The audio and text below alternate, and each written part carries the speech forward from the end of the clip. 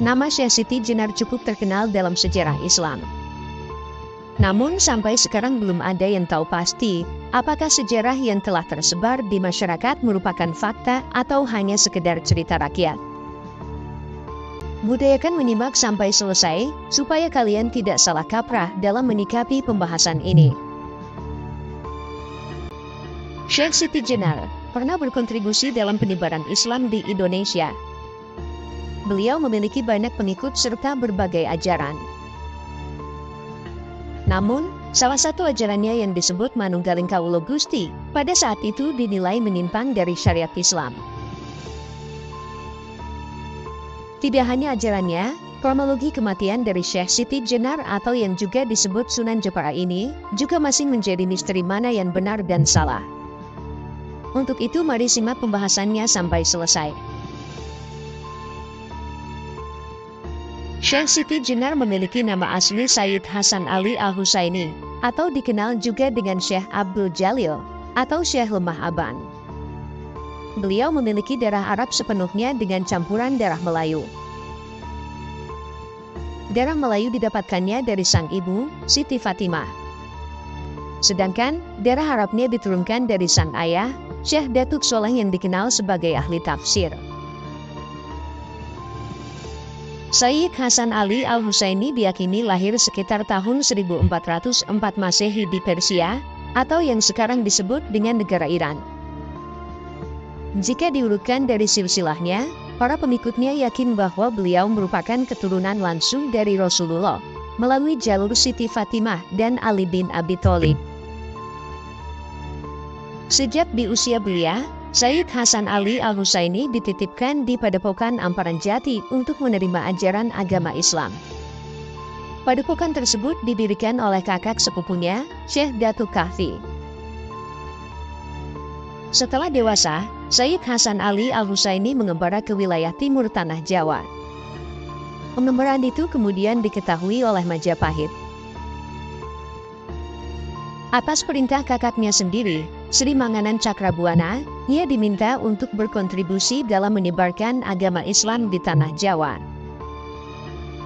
Semasa hidupnya Sayyid Hasan Ali Al-Husaini pernah bergabung dalam anggota Wali Songo atas rekomendasi Sunan Ampel, namun ia kemudian keluar saat kepemimpinan Sunan Giri.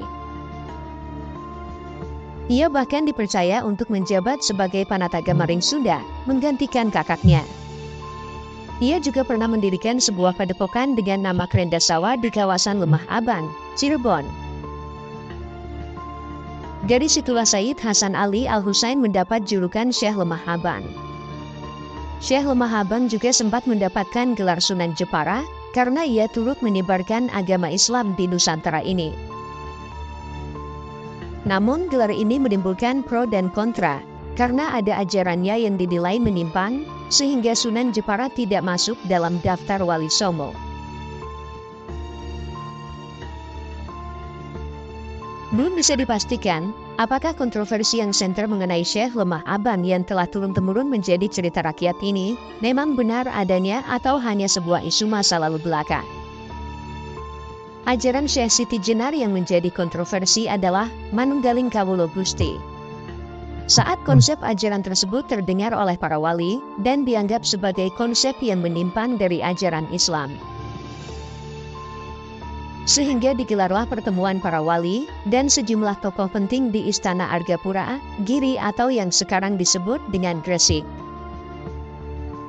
Pada pertemuan itu telah hadir Sunan Kalijaga, Sunan Ampel, Sunan Kudus, Sunan Bonang, Tan Gowak alias Syekh Bentong, Penembahan Madura, Pangeran Palembang dan juga Syekh Siti Jenar.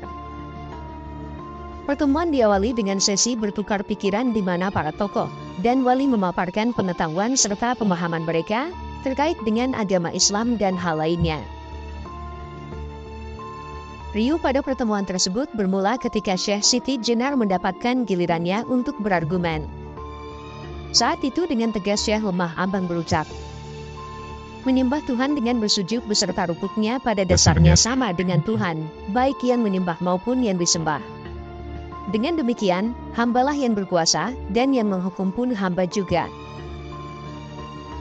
Argumentasi tersebut sontak membuat beberapa orang di dalam forum berdiri menuding bahwa Syekh Siti Jenar telah berdosa karena menyimpang terlalu jauh dari agama dan menganggap dirinya sama dengan Tuhan. Namun dengan tenang Syekh Siti Jenar menanggapi segala tudingan tersebut sembari berkata, "Niar jauh tetap benar, sementara yang dekat belum tentu benar." Bagi Syekh Siti Jenar, dasar yang ingin disampaikan dari syahadat dan tauhid adalah manunggal atau bersatu.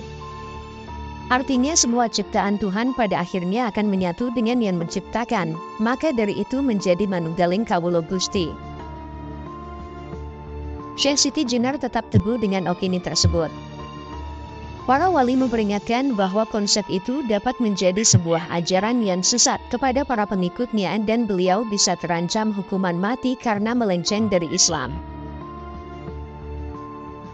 Meskipun dianggap menyimpang oleh beberapa wali, namun menurut para pengikutnya Syekh Siti Jenar tidak pernah mengakui dirinya sebagai Tuhan.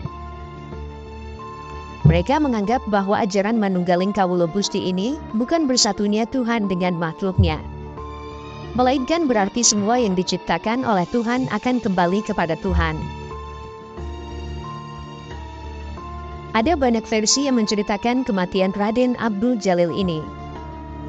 Namun cerita turun-temurun yang saat ini masih melekat dalam sejarah adalah penyebab kematiannya karena dijatuhi hukuman mati yang merupakan imbas dari ajarannya yang dianggap sesat. Setelah adanya argumentasi dari Syekh Siti Jenar mengenai Tuhan, Wali Songo menggelar sebuah sidang dan menetapkan hukuman mati pada Syekh Siti Jenar. Dan dia menyetujui hukuman tersebut, bahkan meminta untuk segera dilaksanakan. Syekh Siti Jenar memiliki pandangan tersendiri mengenai kematian. Beliau menganggap bahwa kematian merupakan kehidupan sejati manusia, di mana ia adalah hamba sekaligus Tuhan. Syekh Siti Jenar berkata, "Syukur jika saya sampai tiba di alam kehidupan yang sejati, sakit dan sehat saya temukan di dunia ini. Lain halnya apabila saya sudah lepas di alam kematian, saya akan hidup sempurna, langgeng, tiada ini dan itu."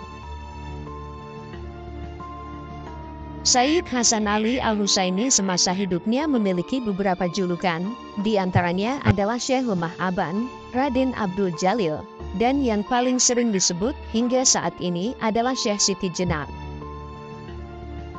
Ia juga sempat mendapat gelar Sunan karena telah ikut menyebarkan ajaran Islam di Nusantara, yaitu Sunan Jepara. Sayyid Hasan Ali Al-Husaini diyakini masih merupakan keturunan langsung dari Rasulullah yang semenjak kecil telah diajarkan untuk mendalami ilmu-ilmu agama.